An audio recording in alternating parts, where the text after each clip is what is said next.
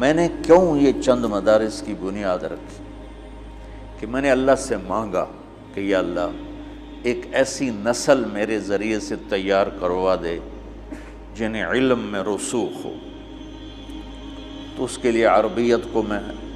زندہ کرنے کی کوشش کی کہ عربیت چابی ہے علوم کی، اس کے بغیر آپ علم تک نہیں پہنچ سکتے۔ دوسرا، ان کے اخلاق بلند ہوں کہ حسن سلوک اور اخلاق کے بغیر آپ بات پہنچا نہیں سکتے۔ آپ کتنے ہی بڑے علامہ ہوں، آپ کے اخلاق خراب ہوں، آپ کی زبان کا بول خراب ہو،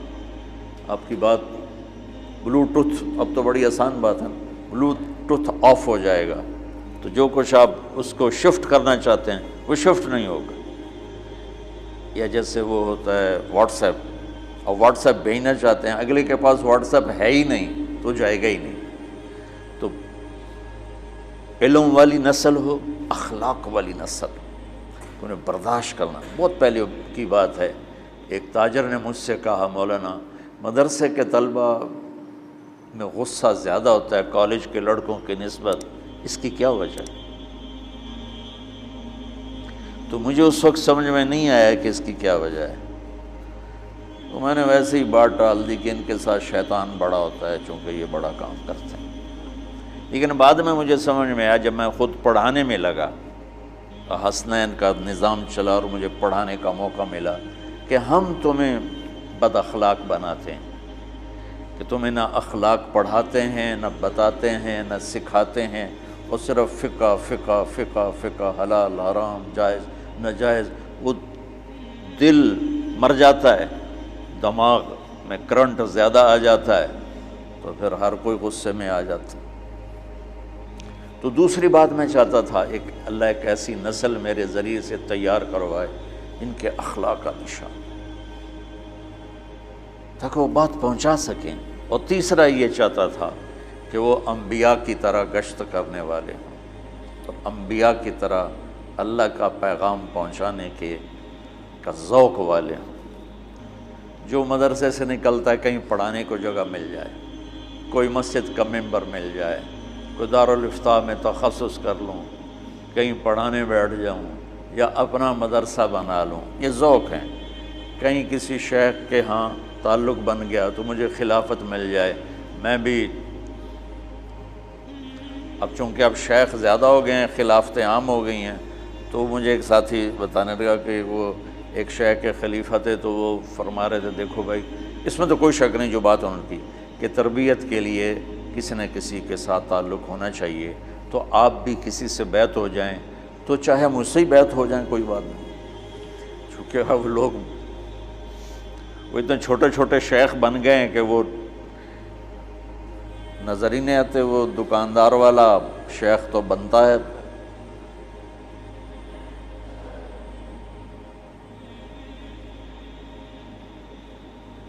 تو تربیت کا فقدان ہے۔ تو میری تمنا تھی کہ تم نبیوں والا درد تمہارے اندر ہو، اور نبیوں کو ایک ہی جگہ اللہ تعالیٰ نے کھڑا کیا، انا ارسلنا نوحا الی قومہ ان بولو، ارے بولو زور سے،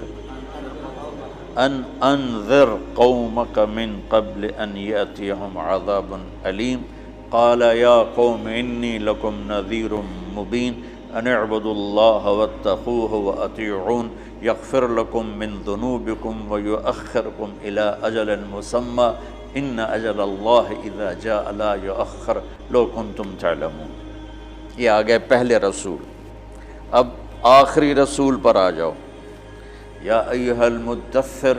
قم فانذر، یا نوح انذر قومک، یا حبیبی قم فانذر۔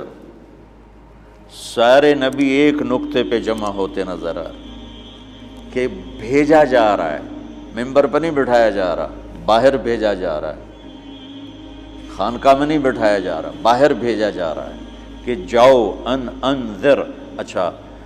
نوح علیہ السلام کے انذر میں مفعول بہ کا ذکر ہے، انذر قومک، چونکہ وہ قوم کے لیے تھے۔ ہمارے نبی کے انذر کے آگے مفعول بہی کا ذکر نہیں. جب مفعول بہی کا ذکر نہیں ہوتا تو پھر عموم، اس میں عموم کی طرف اشارہ ہوتا ہے کہ میرے نبی نے پوری کائنات کے انسان جنات کو پیغام پہنچانے کا کام کرنا ہے. انذر ڈرانے کو نہیں کہتے، پیغام پہنچانے کو کہتے ہیں، سلیقے کے ساتھ، طریقے کے ساتھ، ہمدردی کے ساتھ، اور معاصی کا نقصان سمجھانے کو انذر کہتے ہیں. تو آپ دیکھو انبیاء کی محنت ایک طرز پہ کھڑی، انذر اور بشیرا ونذیر وما ارسلناک الا کافۃ للناس، بولو بشیرا و یا قوم انی لکم نذیر. تو اب قرآن میں غور کرو. میں چاہتا ہوں آپ جب نکلو چلے کے لیے تو آپ کے سامنے قرآن ہو، طارق جمیل نہ ہو، رائمنڈ نہ ہو، قرآن ہو، تاکہ اگر ہم دنیا سے چلے بھی جائیں، جیسے ہمارے کئی استاد دنیا سے چلے گئے، لیکن ہم تب عملی طور پر چاہے اب تبلیغ میں جانا کم ہو گیا کہ کچھ درد، کچھ بیماریاں، کچھ عوارض، لیکن اس دماغ میں تبلیغ کے سوا اور کچھ نہیں ہے.